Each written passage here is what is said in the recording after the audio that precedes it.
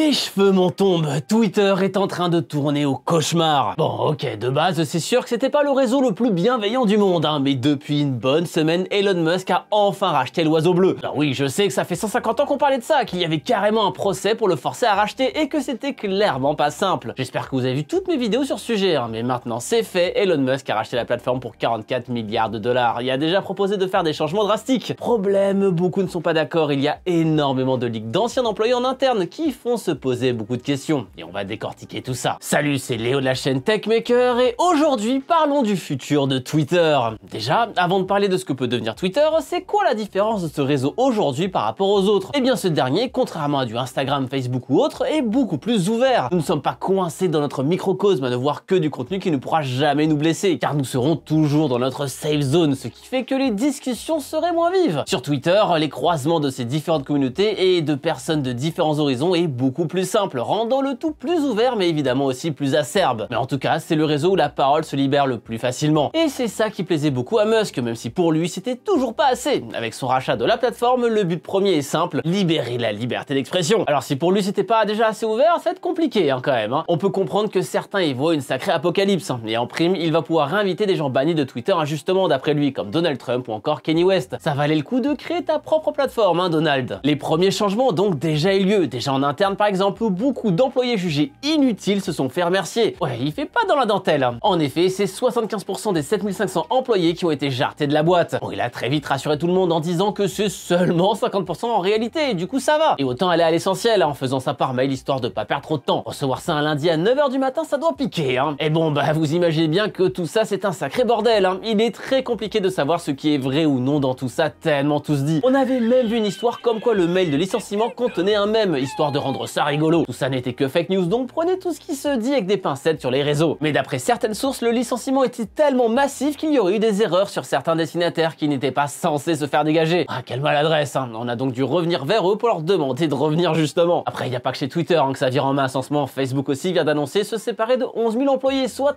13% de son effectif. Clairement, les réseaux sociaux ne vont pas très bien en ce moment. Bref, si on parle du réseau en lui-même, il y a pas mal de fonctionnalités qu'Elon veut mettre en place. Améliorer la qualité vidéo effroyable du réseau, permettre des tweets plus longs et le plus important de tout, se permettre à n'importe qui d'avoir cette petite pastille bleue que tout le monde convoite. Mais vous allez voir qu'il y a un hic. En effet, beaucoup de ces fonctionnalités vont se retrouver derrière un paywall. Ouais, on avait bien besoin d'un réseau social pay to win. En effet, il sera possible d'avoir une priorité sur ses tweets et tout ce dont on vient de parler juste avant grâce à Twitter Blue, l'abonnement payant du réseau pour 8 $ par mois, qui se transformeront très certainement en 10 € en France si on rajoute les taxes et la chute de notre monnaie européenne. D'ailleurs, si vous aviez la certification avant comme c'est mon cas, vous la perdrez si vous ne payez pas. Bon, apparemment ça aurait changé après certaines critiques, mais c'est pas encore arrivé en France, mais ça ne va probablement pas tarder. Avec cet argent, il y a aussi une envie de financer les créateurs de contenu sur la plateforme sur leurs tweets et d'ainsi créer un cercle vertueux autour des créateurs. Car actuellement, il n'existe absolument rien, ce qui fait que les créateurs vont plutôt utiliser Twitter comme un support pour leurs autres réseaux. La monétisation du contenu pour les créateurs est devenue le nerf de la guerre actuellement. On a pu voir une monétisation sur TikTok faire un bon x50 avec les vidéos de plus d'1 minute pour justement éviter cette fuite. Car c'est bien sympa de créer du contenu, mais si on gagne rien derrière, ouais, c'est bof. Tout ça n'est pas forcément vu du bon oeil évidemment. Déjà car Musk n'est pas forcément apprécié de tous par rapport à certaines de ses positions ou encore de son avis sur le conflit actuel qu'il donne sur les réseaux comme si c'était un truc banal. Je vous avoue que je trouve ça pas fou quand même qu'on a autant de puissance de parler de sujets aussi sensibles avec autant de légèreté. Tout le monde est en train de le troller dans tous les sens et on en arrive même au stade où ce cher Musk vient se faire ratio 2 fois sur Twitter par la communauté francophone. Il a carrément supprimé son tweet la première fois tellement il a du mal le prendre, le pauvre boubou. Et évidemment, tout pète, certains anciens employés ont partagé des informations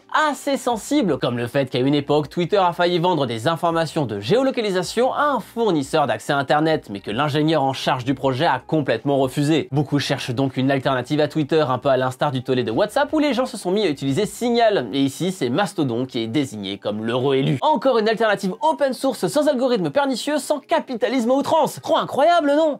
Pas vraiment, on a beau se plaindre de tout ça, du tracking incessant et de ce qui se passe dans notre dos, nous sommes aujourd'hui addicts à ce contenu qui nous est proposé sans effort et de manière complètement efficace. Sans tout ça, on se retrouve sur un réseau complètement ennuyeux et qui ne nous attirera pas. C'est pas pour rien que ces derniers sont beaucoup plus utilisés que d'autres alternatives moins impactantes. Defend Intelligence en a fait un trait super intéressant sur tout ça, montrant que Mastodon est effectivement un effet de mode et que les gens n'y resteront pas, car pas aussi simple d'utilisation qu'un Twitter, dû à justement ses contraintes éthiques. Surtout qu'avec un système assez ouvert, on peut voir des failles un peu partout exploitables facilement par d'autres et que théoriquement, vu que chacun peut créer son instance Mastodon, il sera plus facilement possible de contourner le système pour y récupérer ce qu'on veut, hein, comme des photos personnelles, voire pire, des mots de passe. Et étant donné que tout ça n'a pas la taille de Twitter, les serveurs pètent facilement un câble avec l'afflux majeur, et vu qu'ils se rémunèrent via le financement participatif, va falloir mettre un sacré billet pour que ce soit stable. Je vais donc faire un peu l'avocat du diable sur certains points ici, notamment le plus important à mes yeux, l'envie de vouloir mettre autant en avant l'abonnement payant au réseau social. C'est quelque chose qu'on voit de plus en plus et qu'on verra de plus en plus dans le futur. YouTube Premium est par exemple le pionnier là-dedans, avec son abonnement permettant de mieux rémunérer les créateurs, de ne plus avoir de publicité sur la plateforme, ou encore de télécharger les vidéos en mode hors ligne extrêmement facilement, ainsi qu'un accès à leur plateforme de musique. Le tout s'est pas mal fait décrier ces dernières années pour finalement devenir de plus en plus populaire. Bon aussi car il est vrai que les publicités sur YouTube sont devenues de plus en plus intrusives, hein. Mais la même chose risque d'arriver sur tous les réseaux. On peut aussi trouver ça sur Twitch ainsi que sur TikTok et Instagram, hein. Vous ne le savez peut-être pas, mais les abonnements payants sont déjà présents partout. Alors sur ces plateformes, cela est encore lié aux créateurs directement et non à la plateforme entière, mais il n'y a qu'un pas pour que ça change, comme ce fameux bouton rejoindre sur YouTube que vous avez en dessous et qui était là bien avant l'abonnement global. Et certes, je gagne beaucoup plus de sous si vous vous abonnez avec ce fameux bouton bleu, mais Premium vous donne beaucoup plus d'avantages à vous et rémunère des personnes différentes, contrairement à l'abonnement avec le bouton rejoindre. Après, je dis ça comme ça, mais le bouton rouge, lui, il est toujours gratuit, hein, ce fameux bouton s'abonner. Non, mais je vous le dis, car vous êtes 40% à ne pas avoir passé le pas. Et comme on l'a vu, des fonctionnalités gratuites qui deviennent payantes, eh bien, ça peut vite arriver. Ce serait bête de passer à côté de ça et encore attendre pour vous abonner, alors qu'en plus, ça aide énormément la chaîne. Alors merci à vous. Mais ce qui l'aide encore plus, eh bien, c'est ce fameux Premium. Et pas de problème pour vous partager mes chiffres parce que je l'ai déjà fait, en fait. Je vous invite à revoir ma vidéo sur combien m'ont rapporté 100 millions de vues sur la plateforme qui apparaît en haut à droite si tout va bien. Mais clairement, les revenus Premium sont beaucoup plus élevés, comme je le montre à la fin de cette vidéo. Donc le fait de vouloir mettre en avant un abonnement payant pour rentabiliser tout le monde, c'est pas forcément si déconnant. Après, ce que je trouve assez abusé dans cette histoire, c'est que malgré cet abonnement mensuel assez chéros, ça ne vous supprimera pas les pubs sur les réseaux, seulement 50% d'entre elles. Ouais, je trouve ça vraiment abusé quand on voit le prix de la fonctionnalité, hein. Vous imaginez un abonnement de Netflix où vous tapez des publicités?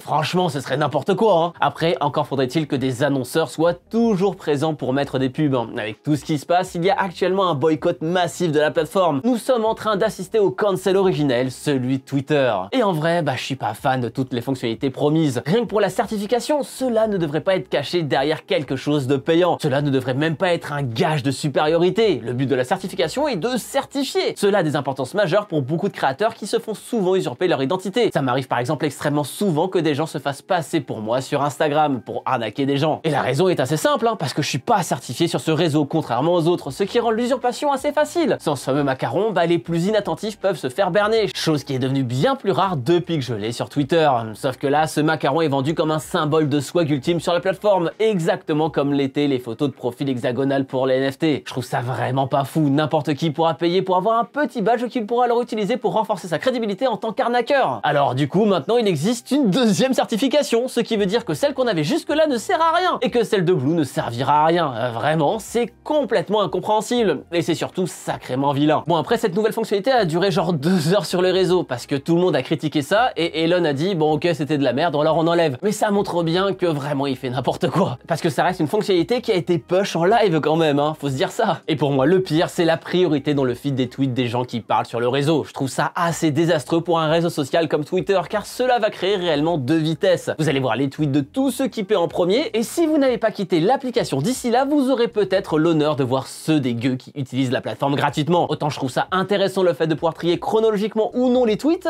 autant là, c'est naze, et surtout ça rend quelque chose qui était gratuit payant. Et c'est une des pires choses en marketing, de rendre une fonctionnalité accessible à tous onéreuse. D'ailleurs, niveau liberté d'expression, c'est pas foufou non plus, hein. Donner plus de visibilité à ceux qui paient, c'est quand même bof, hein. Alors ok, tout le monde peut dire ce qu'il veut, mais si c'est pour se faire enterrer en dessous de toutes les personnes qui acceptent de raquer tous les mois, ouais, je suis moins fan, hein. Surtout que toutes ces choses ne vont sûrement pas arrêter les fraudes, hein. Actuellement, plein de gens se moquent de la certification en prenant l'apparence d'Elon sur les réseaux et en indiquant parodie, hein, puisqu'apparemment ça suffit d'après lui. Et pourtant, les gens se font bannir sans scrupule, comme ça a été le cas d'H2H3 Production, un énorme youtubeur de plus de 6 millions d'abonnés qui voulait tester si c'était vrai. Ouais, sacrée douche froide, hein. C'est clair que Twitter est actuellement dans une phase très instable et on sent qu'Elon n'a vraiment pas l'habitude de gérer un réseau social, même si certaines choses sont assez intéressantes intéressantes à mon sens, comme le fait de rendre l'abonnement enfin intéressant. D'autres ne le sont pas, comme clamer la liberté d'expression pour la faire fermer aux gens, ou encore de rendre des fonctionnalités payantes, ou bien même de faire croire que la pastille de certification est un titre de noblesse. C'est clairement pas ce que ça devrait représenter, et je trouve ça délirant que certains puissent défendre ça. Mais bref, on va bien voir ce que va devenir Twitter au fil des mois qui arrivent, car tout bouge extrêmement vite. Vous pensez quoi de Twitter, vous, actuellement? Il y a moyen que cela crée un nouvel âge d'or, ou alors que cela amorce sa chute? Je suis curieux de savoir ce que vous pensez de l'état actuel du réseau sous la gouvernance de Musk. Sur ce, je vous laisse cliquer sur une des autres vidéos qui vient d'apparaître sur le côté juste là, et d'ici la prochaine fois qu'on se voit, eh bien n'arrêtez jamais d'apprendre. Salut!